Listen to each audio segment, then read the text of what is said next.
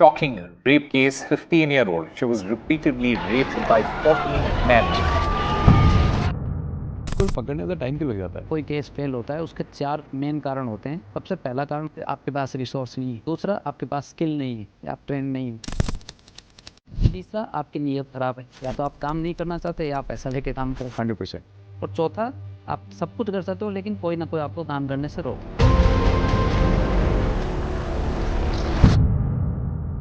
आपका सबसे challenging case कौन सा था? 8 साल की बच्ची की लाश में रेप के बाद मारा गया। हमें बच्ची की आइडेंटिटी ही नहीं हो रही। जो पावरफुल लोग हैं वही तो मिसयूज ऑफ पावर करते हैं ना, एक तरीके से। आपके डिसीजन लेने से एक पूरा जिला भी मान लो इम्पैक्ट कर सकता है। एक कॉन्स्टिट्यूएंट में एक छोटा सा एक एरिया में, तो मेरे ना इम्प्लीकेशन की बात करूँ, वो बड़े किस लेवल पे अफेक्ट कर रहा है। इनको पकड़ने का टाइम क्यों लग जाता है? जो नहीं हो रहा है उसको हम फेल भी कह सकते हैं। मैं एक जिले का एसपी था, 4 साल की एक बच्ची आतिका, वो मिसिंग थी। मैं अपने एफर्ट लगा के उसको नहीं ढूंढ पाया। मैं घर जाता हूँ, उस वक्त मेरी ही बेटी की उम्र 4.5 साल थी। वो मुझसे गले मिलती है, अब मुझे वो आतिका दिखती है, आज भी दिखती है। So first of all thank you for being part of behind the bad stories. Thanks for having me. और ये हमारा जो शो है आईएएस ऑफिसर्स की स्टोरीज को लेके आता है, तो मुझे लगता है आप परफेक्ट फिट हैं शो के लिए। और first of all thank you और अपनी किताब को भी लेके आने लिए, डियर द पीपल। सर पहले मुझे ना सबसे ज़्यादा इंटरेस्ट है जानने में कि कैसे आपकी जर्नी शुरू हुई, कैसे आप राजस्थानी गांव से बिलोंग करते हैं, तो वहाँ से यहाँ तक का सफ़र तो ऑब्वियसली। मैं एक छोटे से गांव से हूँ राजस्थान में, किसान परिवार है हमारा। बचपन से ही कैसे आया मैं नहीं बता सकता, बट मेरा एक ही ड्रीम था कि मुझे पुलिस ऑफिसर बनना है। ये पहले से फिक्स था? ये फिक्स था, और इसलिए जब यूपीएससी में फॉर्म भरते हैं हाँ। तो उसमें सर्विसेज की कैटेगराइजेशन हाँ। होती है। तो मैंने आईपीएस के आगे 01 डाला था, बाकी सब 00 किया था। तो ऐसी क्लैरिटी कैसे होती है? I don't know how, but किसी भी बच्चे में क्यों कोई चीज़ नेचुरली, मुझे लगता है कि डार्विन का जैसे नेचुरल सिलेक्शन, बिल्कुल बिल्कुल करेक्ट। मेरे माइंड ने नेचुरली इसको सेलेक्ट कर लिया था।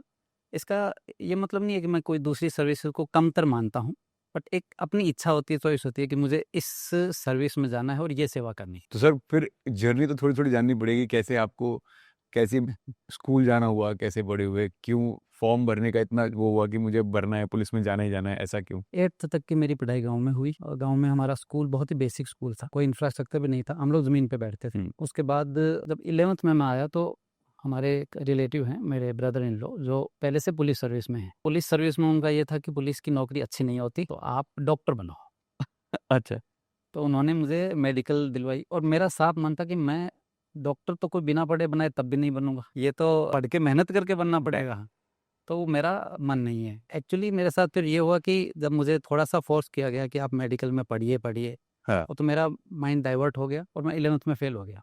अच्छा। 11th में फ़ेल हो गया, फिर एक बार पटरी से उतरी गाड़ी, तो दोबारा चढ़ने में टाइम लगता है। दोबारा 11th की मैथ्स लेके 54%, फिर 12th किया 58%। पेरेंट्स को लगा कि टाइम पास कर रहा है, तो बीए वगैरह आर्ट्स लेके कुछ कर ले, थोड़ी एज हो जाए तो एक ट्रैक्टर ले देंगे, खेती करेगा, शादी कर देंगे, अपना काम सँभालेगा। अच्छा।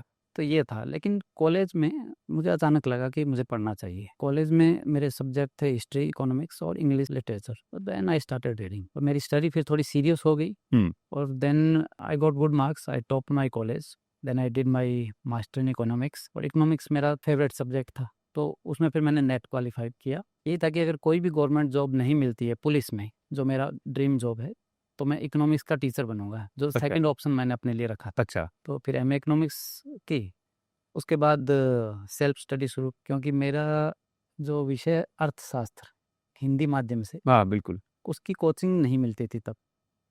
मैंने ट्राई किया, दिल्ली गया मैं, लेकिन मुझे वो कोचिंग मिली नहीं। सेल्फ स्टडी की, उसमें मेहनत भी लगी, समय भी लगा, और फाइनली 4th चांस में मेरा सिलेक्शन आईपीएस में हो गया।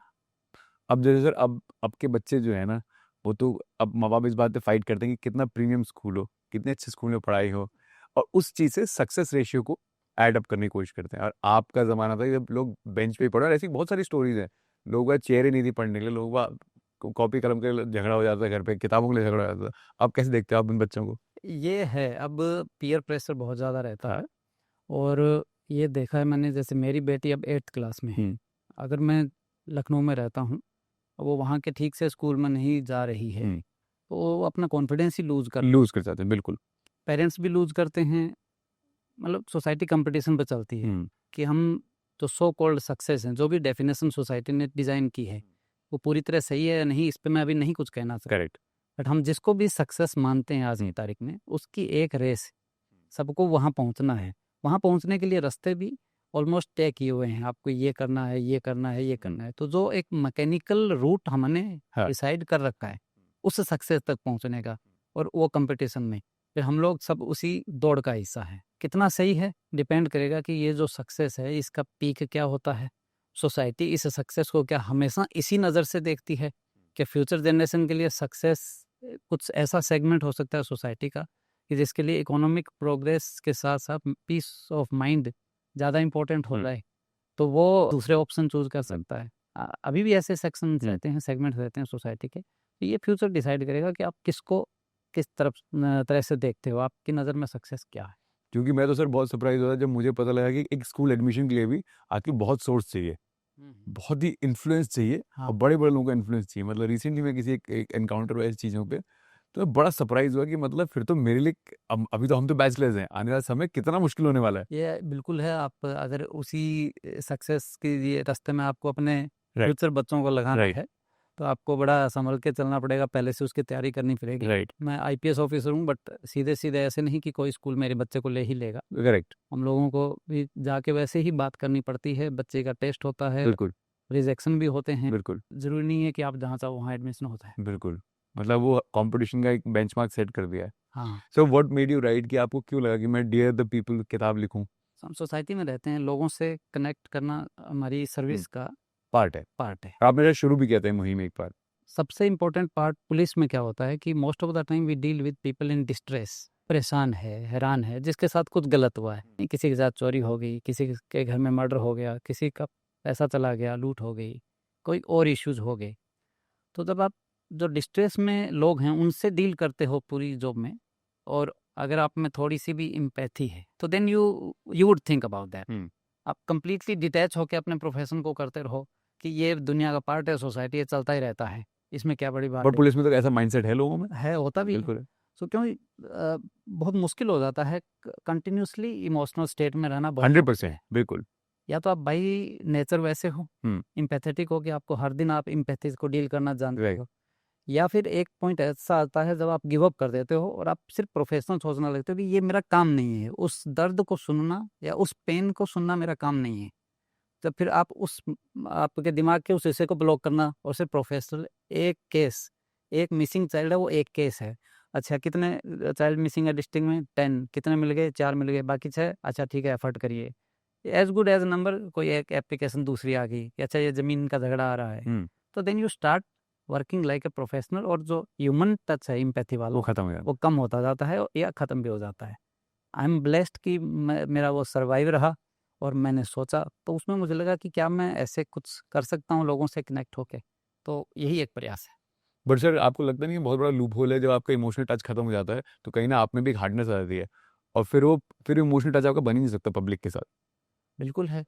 जब आप इमोशनली हार्ड हो जाओगे, हाँ, तो उतना ही कनेक्ट करना मुश्किल है। करेक्ट, और ख़ास तौर से जो लोग दुख में हैं, उनके साथ आप तभी कनेक्ट हो पाओगे जब उस दुख को फ़ील कर पाओगे। 100%। और हमारे हमारे पूरा जो कल्चर है, हमारी जो कल्चर है, उसके बेस में अगर जाएँगे, तो compassion is considered the highest virtue, 100%। Highest virtue. तो अगर हम उसको छोड़ देंगे, तो फिर हमारा इसका मतलब हम हाईएस्ट वर्च्यू जो ह्यूमन पर्सनैलिटी की है, उसको ऑलरेडी लूज़ कर चुके हैं।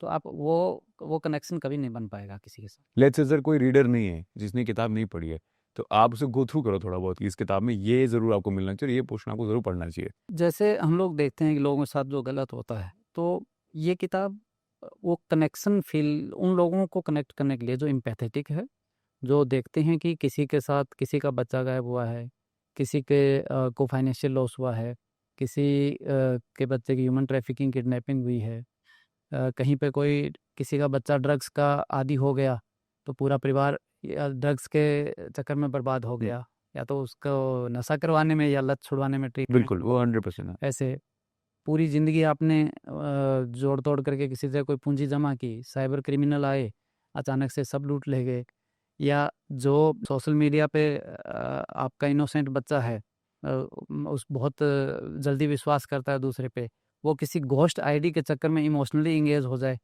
और डिप्रेशन में चला जाए, एंग्जाइटी में चला जाए, जो कि आज बहुत बड़ी सच्चाई है। ऐसे हजारों बिल्कुल। के लाखों डीप केस आगे फेक चल रहा है एक बहुत ज्यादा। हाँ, बिल्कुल। तो वो उससे स्क्रीन के पीछे कौन है कोई नहीं जानते। तो बच्चे जो इनोसेंट हैं, जो विश्वास करते हैं, तो वो एंग्जाइटी और डिप्रेशन आप देखेंगे जो जेनजी जिसको कहते हैं, कल्चर आ गया। बिल्कुल मेंटल हेल्थ एक बहुत बड़ा इशू है। 100% बढ़ता ही जा रहा है। और आप किसी भी बुक स्टोर पे जाइए, आपको सबसे बड़ा सेगमेंट जो मिलेगा वो सेल्फ हेल्प बुक्स का मिलेगा। इतनी डिमांड इतनी ज्यादा आ गई है बात कि तो है। हर आदमी ढूंढ रहा है, ये फैक्ट है। हम्म। किसी भी बुक स्टोर पे जाइए, किसी एयरपोर्ट पे जाइए, मॉल में जाइए, आप बुक बड़ी से बड़ी बुक स्टोर पे जाइए, सबसे बड़ा सेगमेंट सेल्फ हेल्प का मिलेगा।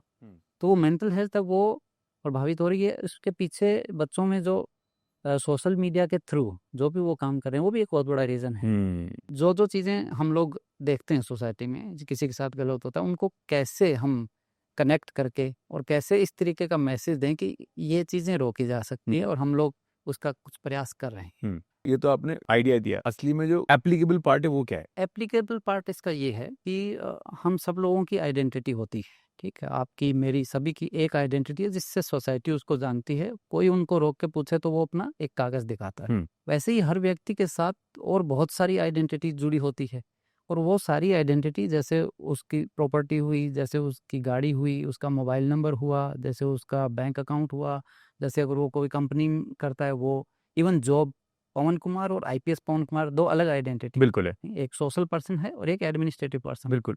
तो ये भी एक आपका जो व्यवसाय है वो भी एक आइडेंटिटी है।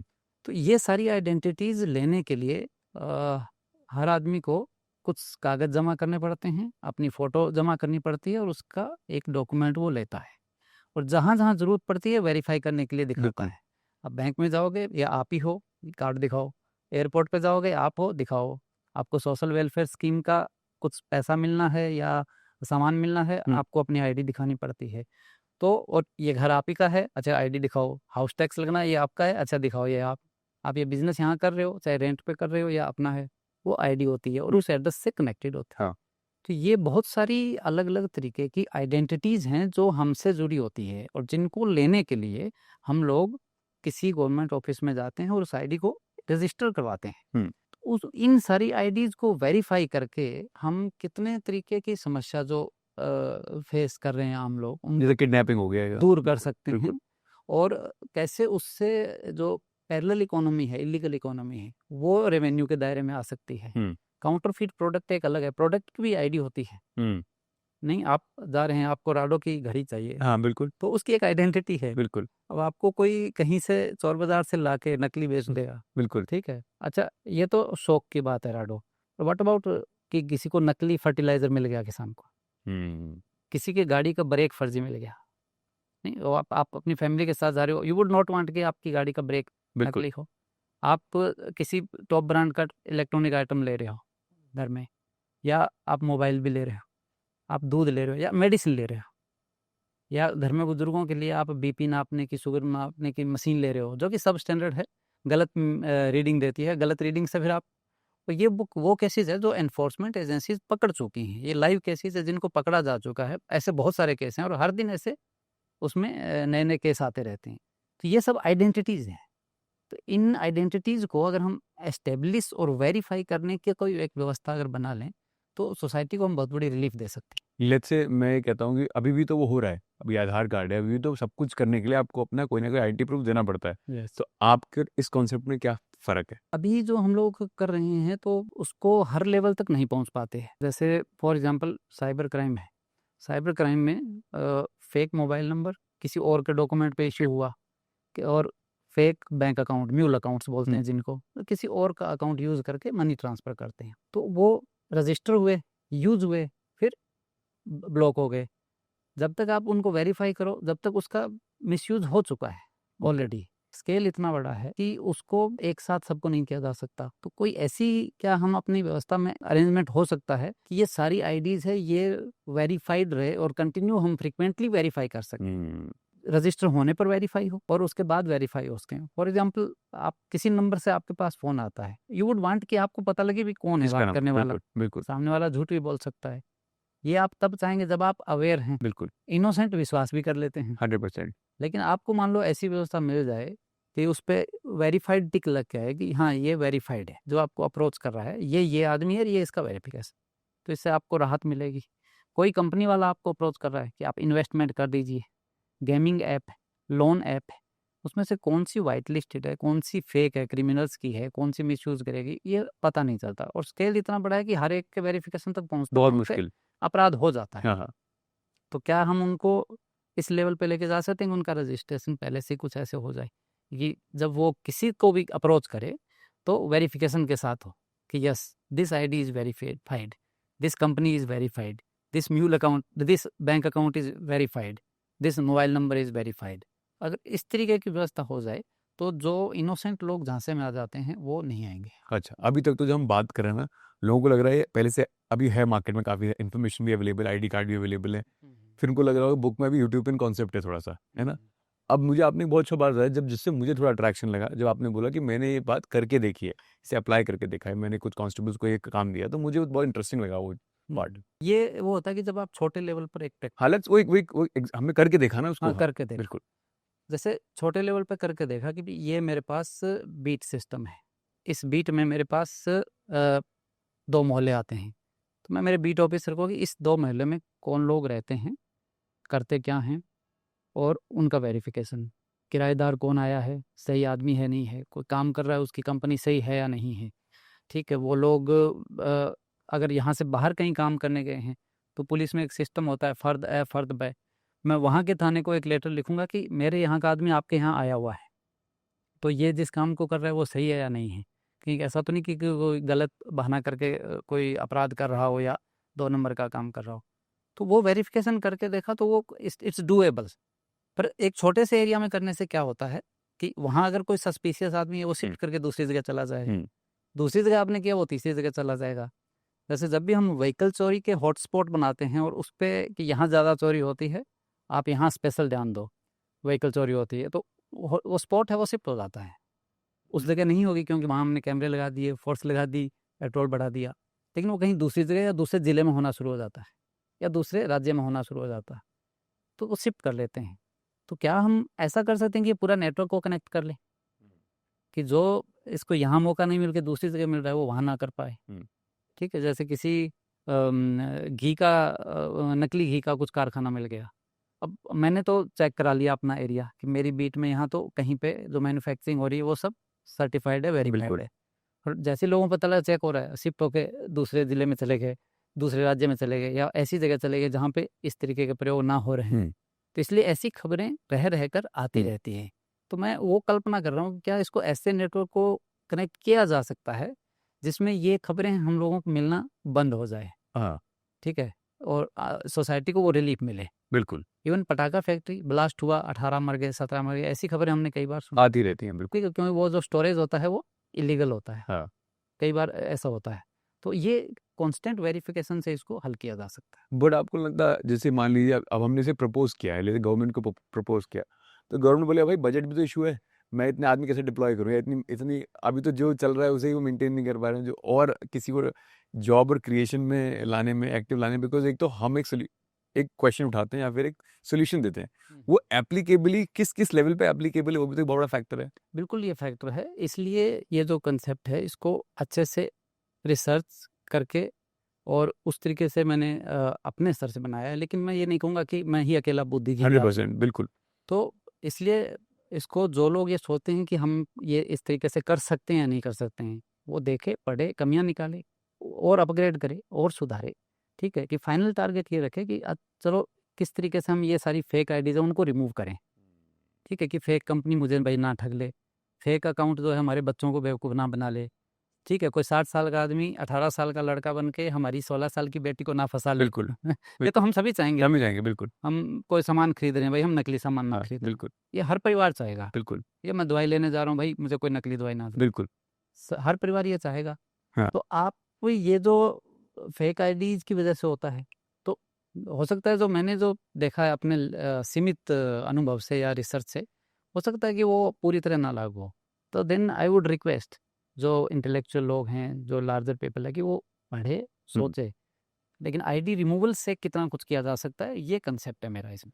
बट सर मेरे को लगता है सब कुछ गो हैंड इन हैंड है। हैंड इन हैंड का मतलब ये है कि लेट्स से हम शेल कंपनीज की बात थोड़ी देर पहले कर रहे थे, तो शेल कंपनीज तो यूज करने वाले लोग ही अमीर लोग होते, गरीब आदमी थोड़ी होता है यूज करने वाला। ऐसा नहीं है। मतलब फिर भी जो पावरफुल लोग हैं वही तो मिसयूज ऑफ पावर करते हैं ना, एक तरीके से, बहुत जो बैठे हुए हैं। ये हमारा ह्यूमन बिहेवियर का पार्ट है। अच्छा ठीक है। और पावर को हम कैसे देखते हैं, जैसे एक कांस्टेबल है उसके पास भी पावर है, बिल्कुल है, बिल्कुल। एक एसपी के पास भी, हाँ और जो बिजनेस में कॉर्पोरेट में उसके पास अपनी पावर। राइट। तो हर पद का हर एक अलग अलग रोल। बस स्केल है ना सर, हाँ, एक स्केल है, अलग अलग रोल है, अलग अलग आपके पावर। डिसीजन लेने से एक पूरा जिला भी मान लो इम्पैक्ट कर सकता है। एक कॉन्स्टिट्यूएंसी एक छोटा सा एक एरिया है, तो मेरे ना इम्प्लीकेशन की बात करो, वो बड़े किस लेवल पे हाँ। अफेक्ट कर रहा है। वो जो इफेक्ट सभी फैमिली हो रही है। बिल्कुल हो सकता है कि कोई बड़ा बिजनेसमैन है, बिल्कुल वो सेल कंपनीज के थ्रू अपना कुछ टैक्स बचा रहा होगा, 100%। ठीक है, या हो सकता है कहीं इन्वेस्ट कर रहा होगा, ऐसी पॉसिबिलिटीज है। पर अगर उसने फेक रिमूव करने की तरफ उसने ध्यान नहीं दिया, तो ये हो सकता है कि उसका सिस्टम हैक हो जाए, या उसके बच्चों को कोई साइबर क्रिमिनल हैक कर ले। बिल्कुल मतलब फेक आईडी तो मैं इसको एक इकोसिस्टम के रूप में देख, बिल्कुल, मैं भी बिल्कुल। तो एक आइसोलेटेड नहीं देखना चाहता कि जैसे कंपनी एक है उसको कैसे रोकें, या मोबाइल नंबर एक है इसको कैसे रोकें। जितने भी तरीके की फेक आइडेंटिटीज है वो एक इकोसिस्टम है और आपस में कनेक्टेड है। तो आप एक काम कर रहे हो, अब साइबर क्रिमिनल है वो, उसको एक काम आता है कि कैसे बैंक अकाउंट और मोबाइल का मिस यूज करके लोगों से पैसा कमाए। पर हो सकता है उसको ये नहीं पता हो कि इन्वेस्टमेंट कैसे करना है, या उसको ये हो सकता है उसको कोई जमीन के फर्जी डॉक्यूमेंट दे के उसने साइबर क्राइम से पैसा कमाया अच्छा और जमीन खरीद रहा है और पता चला फर्जी जमीन खरीद ली, कागज अच्छा। सही नहीं थे। इकोसिस्टम है फेक आईडी का। तो जो भी इसमें इन्वॉल्व हैं उनको भी ये देखना पड़ेगा कि ये सिस्टम जितना बढ़ता जाएगा, आप जितना मिस यूज करते जाओगे फेक आईडीज का, उतना कहीं ना कहीं घूम फिर के ये आग आप तक आनी ही है किसी दूसरे रूप में। ठीक है, आप टैक्स बचा सकते हो, लेकिन आपको नहीं पता हो सकता है कि आपने जो मेडिकल इक्विपमेंट अपनी फैमिली के लिए दिया वो फेक आ गए। तो इसलिए सभी से मेरा जो रिक्वेस्ट भी रहेगी कि हम कैसे सोचें कि जो भी फेक इंस्टीट्यूशन है, क्योंकि बहुत सारे फेक स्कूल तक आ जाते हैं। बिल्कुल आते हैं। गांव में तो जो झोला छाप डॉक्टर का कंसेप्ट हर आदमी जानता है बिल्कुल उसके बारे में, ठीक है, तो वो भी फेक आईडी के साथ अपना काम कर रहा था। बिल्कुल। बहुत सारी घटनाएं भी होती थी। फेक एजेंट आ जाते हैं कि आपको भाई नौकरी दिलवाएंगे, उस बड़े स्कूल में एडमिशन दिलाएंगे, पैसा लिया बेवकूफ़ बना के, हाँ बिल्कुल। या इस हॉस्पिटल में सस्ता इलाज कराएंगे, या नहीं सरकारी का तो खराब है, प्राइवेट में चलो हमारी सेटिंग है, और आदमी को बीमारी हो ना हो। तो फेक आईडी पे ये सारे काम होते हैं, और वो इंस्टीट्यूशन भी खड़ा है। कहीं एक जगह ऐसा भी आया, अभी पकड़ा गया, फेक एम्बेसी। फेक एम्बेसी, हाँ बिल्कुल था, यही का ही केस था। फेक बिल्कुल एम्बेसी ने, बिल्कुल बिल्कुल। तो वो भी इसी इकोसिस्टम का पार्ट है कि बिल्कुल। जब हम जब तक वेरीफाई नहीं करेंगे तो कोई ना कोई, कभी एक आदमी ने फेक कोर्ट बना रखी थी, 5 साल तक फेक कोर्ट रन की है एक आदमी ने। ये थोड़ा इंटरेस्टिंग, ये नहीं मुझे पता। मतलब वो और जमीन संबंधी मामलों के वो जजमेंट भी दे रहा। अच्छा, वो 5 साल तक उसने ये काम किया, फिर जब शिकायत हुई पकड़ा गया, जेल गया। तो उनके पास केस कौन लेकर आता था? वकील जो उसके अपने दोस्त कैटेगरी के अच्छा। थे, या जो भी उसके हम जो एक पूरा नेक्सस था उसका, कोई क्लाइंट बनेगा, कोई ऑफिस कर्मी बनेगा, कोई वकील बनेगा। क्या क्या चीज़ फेक हो सकती है राइट आप देखें। राइट। एक toll plaza fake, main toll plaza पे ज़्यादा फीस रहती है, 600 मीटर साइड से आपने एक फर्जी खड़ा कर लिया, उस पर आधे रेट से निकाल देंगे हाईवे को बाईपास करके। तो इनको पकड़ने का टाइम क्यों लग जाता है? ये डिपेंड करता है जिसकी जिम्मेदारी में है उसका इंफॉर्मेशन चैनल क्या है, नंबर 1, ओके। उसकी स्किल क्या है, नंबर 2, उसकी इंटेंशन क्या है, नंबर 3, और उसको फ्रीडम कितनी है, नंबर 4। ठीक है, मैं इसको बहुत अच्छे से इस कंसेप्ट पे मैंने ध्यान दिया है। अगर कोई भी काम पार्शियली सक्सेस हो रहा है, जैसे मैं पुलिस में हूँ और पुलिस का कुछ काम पार्शियली सक्सेसफुल है, जो नहीं हो रहा है उसको हम फेल भी कह सकते हैं। जैसे मैं एक जिले का एसपी था, 4 साल की एक बच्ची आतिका, वो मिसिंग थी। मैं अपने एफर्ट लगा के उसको नहीं ढूंढ पाया, ठीक है। मैं घर जाता हूँ, उस वक्त मेरी ही बेटी की उम्र 4.5 साल थी, वो मुझसे गले मिलती है, अब मुझे वो आतिका दिखती है, आज भी दिखती, इट हॉन्ट्स मी।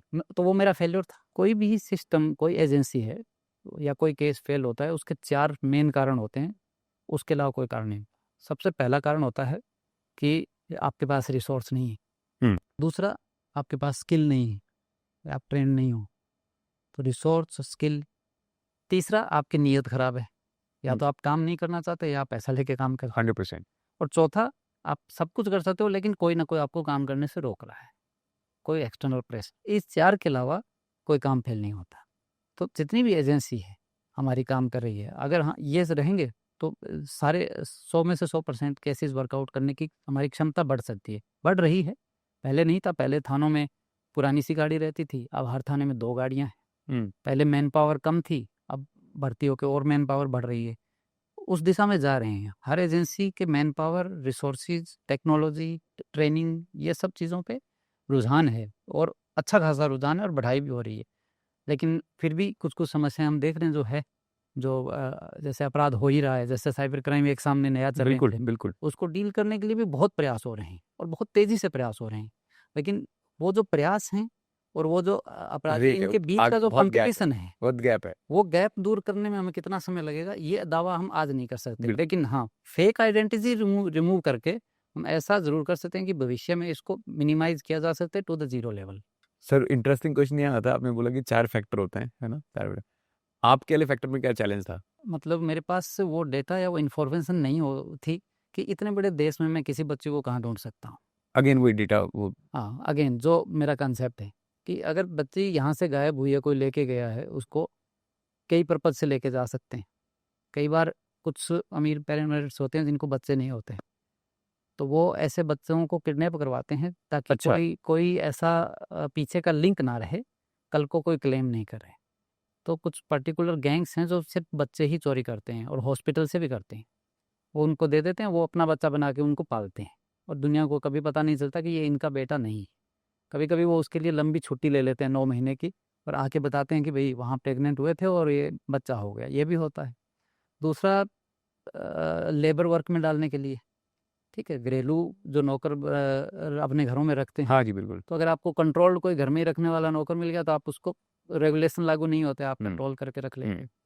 फिर बहुत पॉसिबिलिटी ये भी हो जाती है कई बार कि सेक्स वर्क में डाल किसी दिया, लड़की को डाला जाए बिल्कुल, या लड़का है, या कहीं पे ऐसा भी हो सकता है कि कोई उनका ऑर्गन ट्रैफिकिंग में बिल्कुल, यूज़ हो जाए किसी बिल्कुल। बच्चे का। तो सारे चांसेज़ हैं, सब लेबर से लेकर और ये जो नकार क्राइम रिलेटेड वर्क है, ऐसे कुछ भी काम में इन्वॉल्व किया जा सकता है। तो ये एक रहता है, तो मेरे पास रिसोर्स है इतने, लेकिन इतने रिसोर्स एक ज़िले में कभी नहीं हो सकते, संभव ही नहीं है कि मैं पूरा देश छान मारूँ। हुँ, ये पॉसिबल नहीं है। वो तब हो सकता है जब पूरे देश का नेटवर्क कनेक्टेड हो। हुँ। कुछ जगह है भी, वो हमारे पोर्टल बने हुए हैं। जैसे मैंने यहाँ डाल दिया मिसिंग चिल्ड्रन, पूरे देश की पुलिस को दिख रहा है। और वो अपने जहाँ कोई बच्चे मिलते हैं तो वो होते हैं कि यहाँ ये बच्चा मिला है, फाउंड। तो मिसिंग और फाउंड को आप ट्रेस करते हो, पर जो मिला ही नहीं है उसको कहाँ ढूंढा जाए, ये बहुत बड़ी प्रॉब्लम हो जाती मुझे कहीं एक डिस्कशन में ऐसे पुलिस के जो लोग बैठे उनके डिस्कशन में एक बात बहुत समझ आई। उनका कहना है कि मिसयूज़ ऑफ मैन पावर भी बहुत है। मिसयूज़ ऑफ मैन पावर का मतलब वैसे आप थाने में आज कोई सर्च पे निकला है, किसी बच्चे की सर्च ही मान लेते हैं। अब उन्हें आदेश वहाँ से आया कि आज रैली निकलने वाली है, बच्चों उनकी झांकियाँ निकलने वाली हैं, तो आपको वहाँ पुलिस देनी पड़ेगी। तो उन्होंने बोला कि एक आदमी का कितने जगह माइंडसेट चल सकता है। है। या तो केस पे ध्यान दे देता है या फिर उस रैली में लोगों को आगे पीछे कर सकता है। तो उन्होंने बोला कहीं न कहीं वेस्टेज ऑफ मैन पावर भी है कि आपको क्या काम उसे कराना है और क्या आप उसे करवा रहे हैं। मैं इसको वेस्टेज नहीं कहूँगा, हाँ, ये ओवरवर्क्ड हैं और बिल्कुल। मल्टीटास्किंग। अच्छा, ओवरवर्क कह सकते हैं, बिल्कुल सही बोला आपने। लेकिन समय के साथ और ज़रूरत को देखते हुए फोर्सेस भी स्पेशलाइज्ड हो रही है। ओके, जैसे पहले साइबर को आए हुए कई साल हो गए। तो पहला केस साइबर का जो रजिस्टर देखेंगे तो वो अर्ली 2000 के आसपास में। लेकिन साइबर का स्पेशलाइज्ड थाना पहले नहीं था। अब साइबर के स्पेशलाइज्ड थाने बनने लगे। ऑर्गेनाइज्ड क्राइम को लेकर 2000 या 90s से पहले नॉर्मल पुलिस ही काम करती थी। फिर एसटीएफ का कंसेप्ट स्पेशल टास्क फोर्स का आया। अब साइबर का आ गया, सर्विलांस और टेक्निकल एक्सपर्ट का आ गया और विमेन पुलिस स्टेशन आ गए। तो स्पेशलाइजेशन की तरफ ध्यान जा रहा है, लेकिन चूंकि लॉ एंड ऑर्डर एक प्राइम फैक्टर होता है। जब भी क्राउड किसी भी तरीके से इकट्ठी होगी, बिल्कुल। चाहे वो रिलीजियस मामले में हो रही हो, चाहे वो पॉलिटिकल मामले में हो रही हो, चाहे वो धरना प्रदर्शन कोई और मामले को लेकर हो रहा हो, जो हमारी सोसाइटी का अभिन्न अंग है, हमारे सोसाइटी का, उसको सोसाइटी जीती है, उसकी पहचान है। तो उस कंडीशन में फिर फोर्स काम सारा छोड़ के ये मेन काम हो जाता है कि जो भीड़ है उसको कैसे प्रोटेक्ट करके इस चीज़ को हम सक्सेसफुली कंप्लीट करवाएं। उसके बाद फिर वापस अपने कोर काम में लगते हैं। बट फिर भी कुछ कोर टीम रहती है जो अपने अपने जगह के जो भी पैरामीटर होते हैं उसके हिसाब से जो भी इम्पोर्टेंट केसेस होते हैं उन पे वो टीम लगी रहती है। आपका सबसे चैलेंजिंग केस कौन-सा था, जो आपको लगा बहुत चैलेंजिंग लगा मुझे? मुझे हमेशा मिसिंग चाइल्ड का ही केस लगता है, जिस बच्चे को मैं रिकवर नहीं कर पाता या जिस आदमी की डेड बॉडी या बच्ची की डेड बॉडी मुझे मिली है मैं उसको पहचान नहीं पाता ये किसकी है। ठीक है, अब 8 साल की बच्चे की लाश मिली थी, रेप के बाद मारा गया, हमें बच्ची की आइडेंटिटी ही नहीं हो रही, डीएनए सैंपलिंग करके प्रिजर्व करके रख देते हैं इस उम्मीद में उसको अखबार में देते हैं, सोशल मीडिया पे डालते हैं कि कोई पेरेंट्स पहचान करके और कभी आएगा तो शायद पता चल जाए और उसको जस्टिस मिल जाए कि क्या हुआ था। बट जब ऐसा केस नहीं खुलता तो वो फिर हमेशा आपको हॉन्ट करता रहता है। फिर दूसरा फैक्टर ये भी तो आपने एक टाइम तक काम किया, फिर आपके खुद का ही ट्रांसफर हो गया, हाँ, ट्रांसफर हो फिर नया बंदा जो आएगा वो क्या उस तरीके पे वापस पे जो आपने आइडेंटिफाई नहीं किया दूसरा आदमी कैसे आइडेंटिफाई करेगा? फिर रोज नए नए चैलेंजेस आते रहते रहते हैं, हैं। तो आप पीछे होते गए केसेस को बहुत इसे कैसे प्रफुल्लित फिलअप कर कर पाते सकते हो आप? इसको फिलअप करने के लिए ये मैं नेटवर्क वाली व्यवस्था की कल्पना कर रहा हूँ। ठीक है, कि आपका नेटवर्क, टेक्नोलॉजी से हमारा नेटवर्क ही इतना हो जाए कि आइडेंटिटी वेरिफिकेशन इमीडिएटली हो जाए। ठीक है, पुलिस का नेटवर्क हो या सिविल बॉडी का हो, उस तरीके से तो कोई भी आइडेंटिटी को लिए इतना टाइम ना लगे मुझे। यहाँ पे वो मेरे पास ये है कि मेरे पास एक बच्ची है, अब मैं उसको पहचान नहीं पा रहा हूँ, मैं उसको कैसे पहचानूँ? मेरे पास ऐसा डेटाबेस नहीं है, जो आधार है उसका लिमिटेड यूज़ हो सकता है, हम उसको नहीं कर सकते, उसके कुछ अपने लीगल पहलू हैं, तो प्राइवेसी और तो क्या हम कुछ ऐसी व्यवस्था इससे अन्यत्र क्या बना सकते हैं कि जिसमें ये समस्या नहीं आए और जो करना चाह रहा है उसको इमीडिएटली डेटा मिल उपलब्ध हो, जो आदमी काम करना चाह रहा है और वो कर पाए। और आई एम श्योर बहुत लोग काम करने वाले होते हैं, पर वो कुछ काम इसलिए नहीं हो पाते। जैसे अब साइबर में हम जानबूझ के सारी चीज़ नहीं कर पाते, क्यों? क्योंकि इतना बड़ा स्केल है और इतनी कंप्लेन आ रही है, तो अवेयरनेस के ज़रिए लोगों को कोशिश किया जाता है कि आप पहले तो स्कैम में आना बंद हो। हमारे माननीय प्रधानमंत्री जी ने भी वही कोशिश की, डिजिटल अरेस्ट की उन्होंने अपनी मन की बात में कहा, और वो उसके बाद में कॉलर ट्यून के रूप में भी आने लगा, तो लोग जागरूक हुए, डिजिटल अरेस्ट का ग्राफ डाउन हो गया। लेकिन किसका बढ़ गया? इन्वेस्टमेंट स्कैम का। इन्वेस्टमेंट स्कैम का कि आप पैसा लगाइए, 37% इंटरेस्ट वो आपको मिल रहा है बेनिफिट, तो और वो करने वाले भी फेक आईडी यूज़ करते हैं। तो सबके कोर में फेक आईडी है। एक चीज़ रोकी, दूसरी पनप रही, दूसरी रोकी, तीसरी पनप रही, तीसरी रोकी, चौथी पनप रही। ठीक है, और एक ऐसे एक नॉन स्टॉप दौड़ लगी रहती है। लेकिन फेक आईडी को अगर हम जितने तरीके की आईडी हमने बात की थी उनको हम मिनिमम लेवल पर ले आएँ या जीरो लेवल पर ले आएँ, तो ये चीज़ें होने के चांस ही बहुत कम हो जाते हैं, मतलब शुरुआत होने के चांस। तो उस कंसेप्ट को मैंने इसमें कोशिश आपने बोला था हम वोटर लिस्ट पे ही बात करेंगे, वो मेरा विषय नहीं है। अच्छा, ओके। हाँ, तो उस विषय पे बात करना मतलब वो मेरे दायरे से बाहर की। बिल्कुल, जो आपने जैसे एक ये मिसिंग चाइल्ड वाला केस होता है, और ऐसे ऑर्गेनाइज क्राइम में ऐसा कौन सा केस आपके बताया जो आपको बड़ा ही मतलब डिफरेंट था आपके लिए? अब जो साइबर में कुछ केसेस आ रहे हैं जो जिनका नेटवर्क है वो इंटरनेशनल है। इंटरनेशनल है, हाँ, अच्छा। वो बहुत बड़े चैलेंज है। जैसे अगेन आईडी का कंसेप्ट, एक फर्जी एजेंट, ठीक, एजेंट नहीं है, उसकी काम की आईडी मैच नहीं हो रही है।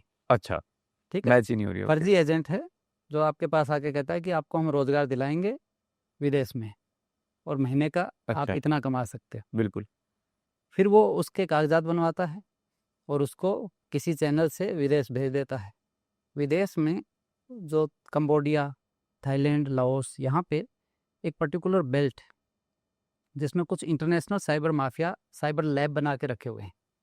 अच्छा, तो वो इन लोगों को रोजगार के नाम पे बुलाते हैं, इनके कागज छीन लेते हैं और इनको 3 वीक की ट्रेनिंग देते हैं साइबर क्रिमिनल बनने की। जो नहीं मानता उस जबरदस्ती भी करते हैं, चॉइस ही नहीं है। हाँ, मारपीट या इलेक्ट्रोक्यूशन तक भी किया है उसके भी। फिर ये लोग जहाँ जहाँ के होते हैं वहाँ के लोगों से अपनी भाषा में बात करके उनको फ्रॉड करते हैं।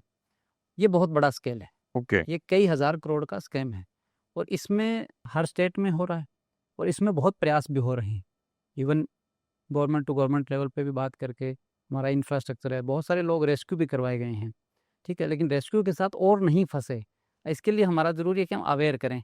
लेकिन इसके बैक में जाके देखें तो वही इस क्राइम के पीछे, मतलब जितने भी आप बड़े क्राइम लो, हर के एक पीछे आपको एक फेक आईडी मिलेगी। यहाँ पे एक रिक्रूटिंग एजेंट है जो कि फेक है। ठीक है, एक कंपनी है जो आपको रोजगार का दावा कर रही है, उसके आप ऐड देखते हो, वो कंपनी फर्जी है, वो कंपनी नहीं है। फिर आप जो मोबाइल नंबर चला रहे हो जिससे फ्रॉड कर रहे हो वो आपके नाम रजिस्टर्ड नहीं है, वो किसी और के नाम है, फेक है, और आप दूसरों से पैसा वसूल रहे हो। पैसा जिस खाते में आ रहा है वो किसी और के नाम से, मतलब ये कई तरीके की आईडी का यूज़ करके और हज़ारों करोड़ का साइबर फ्रॉड हो गया। और इसमें इतने क्रिमिनल इन्वॉल्व हैं कि किसी एक जगह की एक टीम, पुलिस टीम के लिए उनको पकड़ना मुश्किल। इसलिए इस पर टॉप लेवल तक, मिनिस्ट्री लेवल तक लोग इन्वॉल्व होके और सारा काम करते हैं। बड़ा चैलेंज ही। जैसे सर मान लीजिए मैं अभी हम चलो आईडी की बात कर रहे हैं कि हम आईडी ऐसे क्रिएट कर दें कि आपका डेटा और रिकॉर्ड सब पुलिस के पास अवेलेबल हो, तो आपको ढूंढना आसान है। बट आईडी तो नकली भी क्रिएट की जा सकती है। वो इसलिए वेरिफिकेशन का मेथड, वेरिफिकेशन होना बहुत जरूरी है। वेरिफिकेशन। ये आईडी तो जो बनती है उनमें मोस्टली सही होती है, आप जाके अपना रजिस्टर करवाते हो, Okay. दूसरा भी रजिस्टर करवाता है। इवन बैंक अकाउंट भी जो है, बैंक अकाउंट जो ज़्यादातर बनाए जाते हैं, किसी फेक आईडी पे चांस बड़े कम है। हाँ। कोई ना कोई आदमी होगा, लेकिन कोई गरीब आदमी है, कोई मजदूर है, कोई जो ईंट भट्टे पे काम करने वाला लेबर है, उनको किसी ने लालच दिया, बैंक खाता खोलने के नाम पे आपको 1000 रुपये दे रहा है, 2000 रुपये दे रहा है, आप खाता खुलवा लो। अब खाता उस आदमी के नाम खुला, लेकिन उसकी इंटरनेट किट उसको नहीं मिलती। तो उसका जो इंटरनेट का जो पासवर्ड और यूज़र नेम होगा ई बैंकिंग का, वो साइबर क्रिमिनल को सप्लाई किया जाता है। ओके। ठीक है, तो इसमें बहुत अच्छा एक अमेंडमेंट भी किया गया था अपने एक्ट में, टेलीकॉम एक्ट में, तो 2023 में, कि अब बिना थंब इम्प्रेशन के आप सिम इशू नहीं करवा सकते। उससे उस तरीके के फ्रॉड कम हुए, पर क्रिमिनल एक कदम आगे चले गए। बड़ा इंटरेस्टिंग केस आया उत्तराखंड में।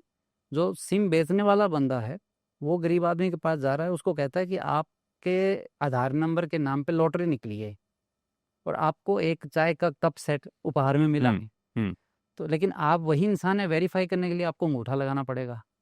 तो वो कहते हैं अच्छा 6 कप मिले अच्छे, पहाड़ में कोई झोंपड़ी में रहती है महिला, तो उसने वो कप ले लिए, अंगूठा लगा दिया, वेरीफाई हो गया, अच्छा आप विद्या देवी हैं? हाँ जी विद्या देवी। और वो उस अंगूठे से सिम इशू करवाता है। रिटेलर ही था, कंपनियों का रिटेलर था। और फिर वो सिम भी नहीं बेचता क्रिमिनल को, वो पर ओटीपी पैसे लेता है। मोबाइल में सिम डाल के रखा है, जब भी कोई ट्रांजैक्शन का ओटीपी आता है बताता वो ओटीपी क्रिमिनल को बताएगा अपने ग्रुप में, व्हाट्सएप या टेलीग्राम के थ्रू, और पर ओटीपी उसको पैसे मिलेंगे। और ऐसे उसने हज़ारों लोगों के साथ फ्रॉड किया। तो फिर अगेन फिजिकल वेरिफिकेशन। अब वहाँ बैठी जो अनपढ़ महिला है, वो ये नहीं चेक कर पाएगी कभी भी मेरे आधार पे कितनी सिम जारी है। व्यवस्था है उसकी, पढ़े लिखे लोग कर सकते हैं। आप टैपकोप पे जाइए, डीओटी की वेबसाइट पे जाइए कि मेरे आधार पे कितनी सिम जारी है, आपको पता लगेगी। वहीं आप ब्लॉक भी कर सकते हैं, अरे ये नंबर तो मैं चला ही नहीं रहा हूँ, आप उस पर ब्लॉक कर दीजिए। लेकिन ये लोग पढ़े लिखे लोग कर सकते हैं, पर सारी आबादी को अभी उस लेवल तक पहुंचने में कुछ साल लगेंगे। मे बी 1 या 2 जनरेशन भी लग सकता है। कुछ लोग चूज कर सकते हैं कि हम अपनी ग्रामीण जिंदगी में खुश हैं, हम वहां तक पहुंचेंगे भी। बिल्कुल। तो लेकिन ऐसे जो अबोध लोग हैं, उनको भी बचाना हम लोगों की जिम्मेदारी। इसलिए वेरिफिकेशन, फिजिकल वेरिफिकेशन टेक्नोलॉजी के साथ साथ, ये दोनों के सहयोग से ही ये चीज़ें, दोनों के मिश्रण से ही ये चीज़ें हम हल कर पाएंगे। आपको क्या लगता है कि पुलिस कहाँ क्या क्या सोल्यूशन ला सकती है? पुलिस का जो रोल है वो बेसिकली क्राइम प्रिवेंशन और क्राइम डिटेक्शन मेन रोल है। बाकी बहुत सारे रोल और समय के साथ साथ बढ़ गए हैं। बिल्कुल। लॉ एंड ऑर्डर भी मेन रोल है। बट आपको जो दिखता होगा, आप तो traffic सर्विस की करते काफी टॉप हाँ। उस पे बैठे कि ये हायरार्की, और मुझे लगता है ये चेंजेस होने से काफी सोल्यूशन आएगा। तो पुलिस की हर स्टेट की अलग अलग पुलिस है और हर स्टेट में अलग अलग डिस्ट्रिक्ट है। अभी जो वर्क कल्चर डेवलप होती है किसी भी डिपार्टमेंट की, और फिर आगे सब कल्चर डेवलप होती है, वो अलग अलग हो जाती है। अगर आप कहें कि एक फिलोसॉफी पे काम करें, वो संभव नहीं होता।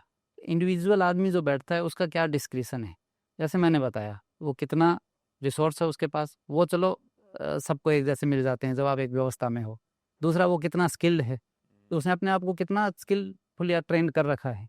तीसरा, वो काम इंटेंशन क्या है, बिल्कुल, उसकी इंटेंशन है भी या नहीं है काम करने के लिए, और है तो फिर तो उसके चेक्स एंड बैलेंसेस हैं कि भाई थोड़े दिन किसी ने नहीं किया, आपका रिजल्ट ठीक नहीं है, हटाओ भाई किसी दूसरे को भाई। बट उस पर्टिकुलर दौर में कुछ इनोसेंट नुकसान उठा जाते हैं जब कोई ऐसा आदमी उन पे आता है। तो होता है जब आपको कोई रोके कि भाई नहीं ये काम आपको नहीं करना है, ठीक है, ऐसे चांसेस कभी कभी हो जाते हैं, ज़्यादा नहीं, वैसे टोटली पर्सनल चॉइस होती है किसी आदमी को काम करना है या नहीं करना है। बट हम ये उम्मीद ह्यूमन सोसाइटी में सबसे नहीं कर सकते कि हर आदमी जो सर्विस में आ रहा है या पुलिस में आ रहा है वो सिंसियर ही होगा और वो ऑनेस्ट ही होगा, बिल्कुल, और वो डेडिकेटेडली काम करेगा ही करेगा। ये एक यूटोपियन एक्सपेक्टेशन है, कंसेप्ट है, जो ह्यूमन डिस्कशन में जहाँ मौका मिलेगा आदमी अपने अपने कुछ बदमाशी करता है, तो उसके चेक्स एंड बैलेंसेस रहते हैं, वो कितने इफेक्टिव होने चाहिए, कितने हैं, यहाँ पे उस पर समय समय में बात होती रहती है, कुछ सुधार होते रहते हैं। काफ़ी जगह पोस्टेड थे, मान लीजिए गाज़ियाबाद में भी थे, मुरादाबाद में भी थे, बाकी अब कौन सा सबसे नोटोरियस एरिया आपको लगा काम करते वक़्त? हाँ, नोटोरियस मुझे सबसे वर्स्ट जो लगा वो गाज़ियाबाद लगा। ऐसा क्यों सर? गाज़ियाबाद में अपने चैलेंजेज़ हैं, ठीक है? मैं टोटल 8 ज़िलों में रहा हूँ, तो अकेला गाज़िया ऐसा है जो अर्बन सिटी का है, मेट्रो कल्चर है, एनसीआर का पार्ट है, तो उसका जो स्केल है, वो अलग था। स्केल भी अलग है, कल्चर भी अलग है। दूसरा, ये ऐसा शहर है जो स्थापित शहर नहीं है प्राचीन काल से। वो ये उन लोगों का शहर है जिनके पास अचानक पैसा आया है, ठीक है? ज़मीन शहरी एरिया में आ गई, वो लोग हैं, या जो रियल एस्टेट में जो लोग आए हैं, उनमें लोग हैं, ओके। या अलग एक बिज़नेस कम्युनिटी है। तो उनके चैलेंजेज़ हैं, वो अलग तरीके के रहते हैं, बाकी एस्टेब्लिश्ड जगह से। और क्योंकि जब नई जगह कोई डेवलप होती है, तो वहाँ पे हर जगह के लोग आके रहते हैं। हुँ।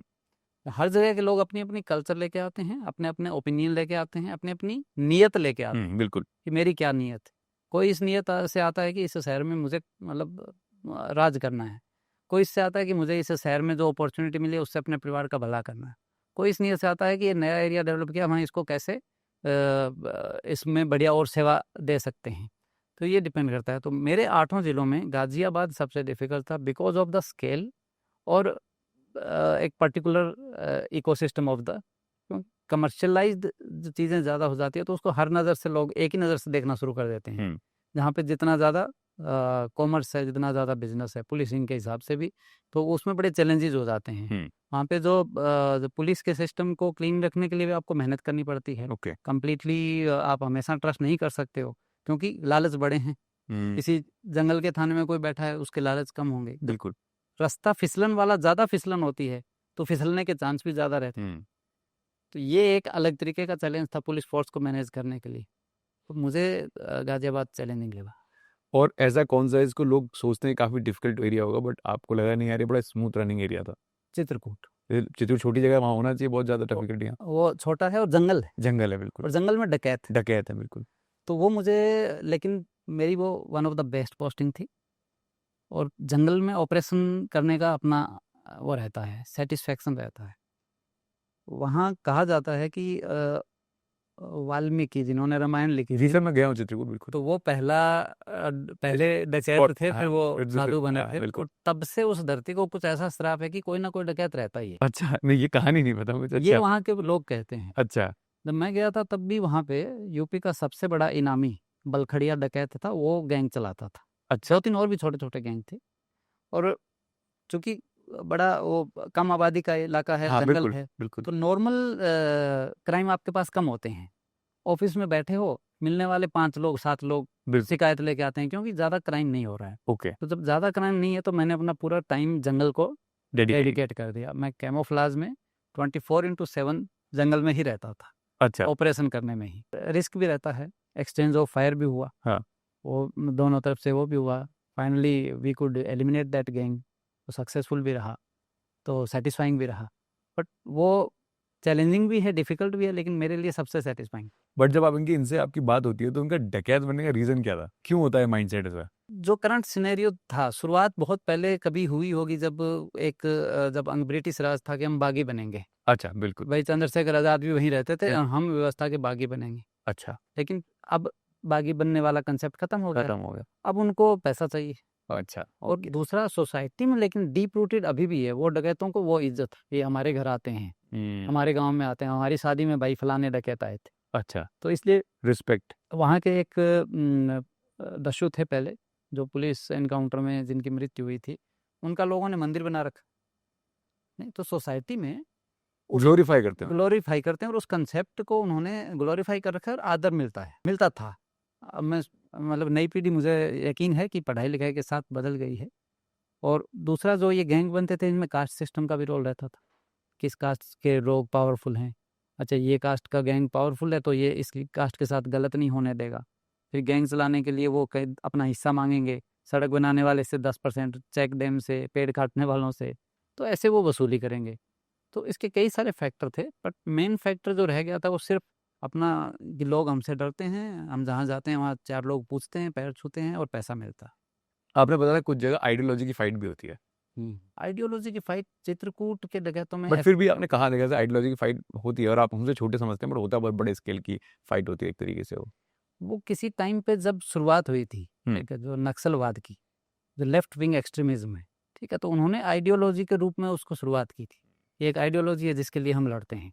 यूपी के चंदौली, सोनभद्र ये जिले उससे प्रभावित रहे, लेकिन हथियार उठा के, हिंसा करके, फोर्सेस को मार के आप कभी ऐसा कोई व्यवस्था नहीं बना सकते, ठीक है। वो ऐसा यूटोपियन कंसेप्ट नहीं सोचना चाहिए जो ह्यूमन बिहेवियर को किनारे रख के सोचे, ठीक है। जब कोई ऐसा सोचे कि भी हर आदमी समान होना चाहिए, हर जैसा ऐसा होना चाहिए, वो संभव नहीं है। तो वो कंसेप्ट बहुत पहले डाई डाउन हो गया। फिर वो एक अब तो अपने ख़त्म होने के कगार पर ही है, बचा है, और बहुत जल्दी शायद ये समस्या ख़त्म भी हो जाएगी। तो जो इलाका प्रोग्रेस से बचा हुआ था वहाँ तक भी प्रोग्रेस पहुँचेगी। बट आइडियोलॉजी को किस तरीके से आपको रखना चाहिए ये भी मैटर करता है। अब आपको लगे, मान लो मुझे लगे कि मैं जो सोच रहा हूँ वही सही है और कोई इसको नहीं मानेगा, मैं हथियार उठाऊंगा, मार दूंगा, या आप मानो। एक तो ये तरीका हो गया। अब इससे आज तक कभी भी किसी भी ह्यूमन हिस्ट्री में क्या कोई सिस्टम को आप बना पाए हैं? नहीं, लोगों से बनता है। समाज में लोग रहते हैं, लोगों से ही सिस्टम बनता है, लोकतंत्र से ही बनता है। तो वो आइडियोलॉजी अलग है। लोकतंत्र में अलग अलग आइडियोलॉजी होती है, उसके लिए लोग बात करते हैं, आरोप लगाते हैं, जवाब देते हैं उसी बीच से, और वही व्यवस्था है जो सबसे बेहतरीन स्वरूप में एक समाज को रिप्रेजेंट कर सकती है। मुझे आपकी वो डिस्कशन वाली बात भी अच्छी लगी, आपने बोला कि हमेशा जब क्रिटिसाइज करते थे कभी सॉल्यूशन भी दीजिए। हाँ, यस। क्रिटिसिज्म का अपना एक अलग नशा होता है। राइट। मैंने देखा है कभी कभी कि कुछ लोगों को क्रिटिसाइज करने की इतनी आदत हो जाती है कि अगर उनको 10-20 दिन क्रिटिसिज्म करने को कुछ नहीं मिले तो बेचैन हो जाते हैं कि हमारा काम नहीं है कोई। राइट। तो मैं हमेशा इस चीज़ पे फोकस करता हूँ। मैं काफ़ी लोगों से बात होती है तो कि क्रिटिसाइज जब हम किसी चीज़ को करते हैं कि ये चीज़ गलत है, तो मुझे ये पता होना चाहिए कि इसकी सही चीज़ क्या है, ठीक है। अगर उसको सिंपल से एग्जाम्पल से बताएं, आपने मुझे चाय बना के पिलाई, राइट। मैं ये तो कह सकता हूँ कि मुझे अच्छी लगी या नहीं लगी टेस्ट में, और जब तक मैं आपको एक अच्छी चाय बना के नहीं दे सकता, जब तक मैं उसको तुलना नहीं कर सकता, अरे क्या खराब चाय बनाई, या तो मैं दिखाऊं कि भाई ये ऐसे होता है। ब्यूटीफुल। तो लीड बाय एग्जाम्पल, ठीक है। किनारे पे रह के सिर्फ आरोप लगाने से कभी समस्या का हल नहीं होता, आपको उसका सॉल्यूशन देना होता है। जैसे मुझे ये लगा कि हम ये सिस्टम ऐसे कनेक्ट करके, ये मुझे एक सॉल्यूशन लगा कि जहाँ जहाँ हम लैक कर रहे हैं इसको हम डिजर्व कर गए, तो ये सॉल्यूशन के रूप में मैंने लोगों को रखने की कोशिश की है कि इंटेलेक्चुअल माइंड सोचेंगे, पढ़ेंगे, और शायद सोचेंगे कि कैसे हम ऐसी व्यवस्था बनाएं कि ये जो जितने भी काम हैं इनको रोक सकें जो गलत है। सर मेरा सेकंड लास्ट क्वेश्चन ये है कि चलो हमने किताब द फाउंडेशन तो आ गई, फाउंडेशन मतलब आपने कुछ तो नींव रख दी है ना। अब जो सेकंड किताब आने वाली है ना, आप जो लिखेंगे वो क्या माइंडसेट से लिखोगे आप, कि जिससे अब ये यूटोपियन कॉन्सेप्ट सोच रहा है, जिससे डर रहा है रीडर, बोले यार मैं नहीं पढ़ना चाहता, ये तो दुनिया बता रही है, ये ऐसा हो रहा है, सोल्यूशन तो कहीं नहीं है। नहीं, सॉल्यूशन ही है। हाँ। इसमें जो लिखा है डुएबल सॉल्यूशन है, जिसको कि हम हाँ, बट हम फिर भी दोबारा सेकंड हाँ। पार्ट में बैक पूरे एग्जीक्यूशन के साथ। हाँ, लेकिन एक ऐसा लगेगा कि ये व्यवस्था कैसे होती है। जो इसका नेक्स्ट पार्ट जिस पे मैं काम कर रहा हूँ, जो रिसर्च है, उसमें ह्यूमन बिहेवियर के मैं उन ह्यूमन पर्सनैलिटी के उन हिस्सों को टच करना चाहता हूँ जहाँ पे आदमी गलत नहीं है, लेकिन फिर भी कुछ कुछ गलत करता है। समझा, बिल्कुल। ठीक है। मैं आपको जैसे कहना चाहूँगा कि आप कुछ लोग होते हैं जो व्यवस्था में पैसा कमाते हैं भ्रष्टाचार से, पर क्या वो बुरे इंसान हैं? लीगली गलत हैं, ठीक है, गलत काम कर रहे हैं, इलीगल है, ऐसा कमाना, भ्रष्टाचार कहीं से नहीं हो सकता। बट क्या सारे लोग खराब लोग हैं कि वो हाँ, गंदे लोग टाइप में ऐसे नहीं हो सकता है कि उन्होंने एक ये रास्ता कुछ इस तरीके से बना लिया हो जिसका उनका खुद के पास ही कोई वो ना हो, सॉल्यूशन ना हो, या उनके खुद के पास उसका कोई जवाब ना हो। चल रहा है, चल रहेगा, इजी जिंदगी, कैजुअल ले लिया हो लाइफ को। लेकिन निश्चित रूप से खराब हो ये ज़रूरी नहीं है, गंदे लोग हों, बुरे हों, ये ज़रूरी नहीं है। तो ह्यूमन बिहेवियर के ऐसे पहलुओं को मैं टच करना चाहता हूँ। और दूसरा जो उसका सेकंड जो मोस्ट इम्पोर्टेंट पार्ट है कि सस्टेनेबल और इंक्लूसिव डेवलपमेंट कैसे कर सकते हैं। ठीक है, बीइंग स्टूडेंट ऑफ इकोनॉमिक्स वो मेरा विषय भी है कि कैसे हम एक सस्टेनेबल और इंक्लूसिव डेवलपमेंट का कैसे मॉडल बना सकते हैं, तो ताकि जो कोई चीज़ आप देखना चाहते हो वो पूरी कंप्लीट नज़र आए, कंप्लीट तस्वीर नज़र आए। ये पहली तस्वीर है, ये उस फाउंडेशन का कि एक आधार ऐसा बना सकते हैं जिसमें हम फेक रिमूव करें, पहले सबसे पहले फेक चीज़ आप रिमूव करो, उसके बाद फिर उसको कैसे सिस्टम को क्लीन रखो अपने को और बेहतर करते जाओ, और फिर उस पर कैसे ग्रो करो। तो ये 3 स्टेप उसकी मैं सोच के देख रहा हूँ, जिस पे मैं रिसर्च कर रहा हूँ या पढ़ रहा हूँ या लिख रहा हूँ। सर जब मैं अपना शो क्लोज करता हूँ ना, जरूरी वो बात आपकी किताब को लेके हो, मैं बस शो क्लोज करता हूँ, मैं चाहता हूँ जो गेस्ट हो उनके दिल में जो भी आ रहा है वो कह दें अपनी तरफ से, जो भी उनको लगता है कि यार ये बच्चों के लिए मैसेज हो या फिर पब्लिक के लिए मैसेज हो, जो चाहे वो कह सकते हैं। ये बात अपनी पूरी अब तक की बात से अलग हो जाएगी। हाँ बिल्कुल अलग होनी चाहिए, हाँ बिल्कुल। मैं हर आदमी से, हर इंसान से, सिर्फ बच्चों से नहीं, हर इंसान से ये ज़रूर कहना चाहूँगा कि आप 5 मिनट खुद से बात करिए। हमारा दिमाग बहुत रैशनल होता है, हमारा दिमाग हमें खुद को सीधे सीधे धोखा नहीं देता है। बच्चों की मेंटल हेल्थ ख़राब हो रही है क्योंकि वो अपने दिमाग, सबकॉन्शियस माइंड में जो बिना मर्जी के चल रहा है वो उसके गुलाम हो चुके, उस विचार को निकाल ही नहीं पाते। ठीक है, लेकिन आप खुद से बात करें, शीशे में देख के कि क्या मैं सही इंसान हूँ, कल से आज मैं अच्छा इंसान हूँ, या जो मैं कर रहा हूँ वो सही है या गलत, तो आपको उसका जवाब मिलेगा। मैंने इसको देखा है, किसी इंसान ने कुछ गलत किया, वो दुनिया के आगे हो सकता है स्वीकार ना करे, खुद पे गर्व करके वो नहीं कह सकता कि मैंने ये किया और मुझे गर्व है। क्यों? क्योंकि जितना भी साहित्य आप पढ़ोगे दुनिया का, सबसे बड़ा पनिशमेंट पता है क्या होता है? सबसे बड़ा पनिशमेंट होता है अपराध बोध। दोस्तोवस्की, फ्योदोर दोस्तोवस्की एक बहुत खूबसूरत किताब है, क्राइम एंड पनिशमेंट। मैं लोगों से रिक्वेस्ट करूंगा पढ़े इसको। उसमें क्राइम के बाद किसी को पनिशमेंट मिलता है, तो सबसे बड़ा पनिशमेंट जो है वो अपराध बोध होता है। जिस दिन आपको अपने किए हुए गलत काम का एहसास हो गया, तो जो आपको कांस्टेंट बर्निंग जो रहती है, जो आपको सोने नहीं देती, जो बेचैन करने देती है, आप अपने आप से नफरत करने लगते हो, अच्छे इंसानों में ये आती ही आती है। आप वर्तमान में हो सकता है कुछ गलत कर रहे हो और इस पार्ट पे सोच नहीं रहे हो, पर किसी न किसी दिन आएगी, तब आप अपने आप को फेस नहीं कर पाओगे। तब शीशे में खुद को देख के कि मैंने ये गलत किया और मुझे गर्व है, नहीं कह पाओगे। ये वो तरीका है जो इंसान को कोर तक ठीक कर सकता है। ब्यूटीफुल। तो ये मेरा इससे हटके एक मैसेज है, ब्यूटीफुल। खास तौर से बच्चों के लिए है जो सोशल मीडिया की जो काल्पनिक दुनिया के गुलाम हो चुके हैं। इतनी छोटी चीज़ों को उन्होंने अपनी मेंटल हैप्पीनेस को सरेंडर कर दिया है। तो क्या ये वेदर दिस इज रेलेवेंट और नॉट, आप एक ही सवाल पूछ के बात कर लो, आपको जवाब मिलने शुरू हो जाएंगे। Beautiful sir, thank you so much sir, thank you हमारे शो पे आने के लिए, thank you so much. Thank you for having me.